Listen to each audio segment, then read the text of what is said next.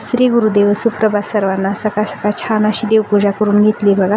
दारा काढून ते आले आणि परत म्हटलं चला आधी पहिली देवपूजा करून घ्यावी. एकदा का स्वयंपाकाला लागलं की परत मग देवपूजा नंतर करू पुन्हा करू असं होतं, म्हणून म्हटलं चला देवपूजा करून घ्यावी. आणि मी आज पंचारतीतच आरती लावलेली, कारण पण घरी गुरुवारी जी की गुरुमाऊली मंदिरात गुरुमाऊलींच्या प्रतिमेसमोर आरत्या लावायला नेलेल्या होत्या दीपकमळ, ते घरीच राहिले, त्याच्यामुळे गावातच राहिली बघा, गावातल्या घरी, त्याच्यामुळे लावली पंचारतीत आरती. आणि खूप सारा पाऊस येते इकडं. लेकरांचा चाललंय बघा अभ्यास. आता स्वयंपाक करण्यात मी बनवली होती मोठ्या मिरचीची भाजी, जी की शिमला मिरची आमच्या इकडं म्हणतात त्याला, आणि चपाती. आता पाऊस असो, खाणंही कधी बंद होत नाही आणि कामही कधी बंद होत नाही बघा.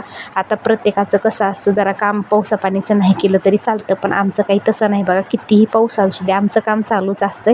आणि इकडं वाळलेल्या वैरणीची कुटी करायला घेतली बघा. आज वाळलेल्या वैरणीची भरपूर अशी कुटी मी करून ठेवणार होते, कारण ओला घास तोडायला काय जाणं झालेलं नाही, म्हणजे पाऊसच चालू होता सारखं, त्याच्यामुळं काय ओला घास तोडायला गेलेलं नाहीत. आणि आमच्या गाईंच्या किचनमध्ये छान अशा चिमण्या येतात बघा, आणि खूप सारा खुराक आणून ठेवलेला, 1-1.5-2 महिन्याचा खुराक आणून ठेवलेला होता.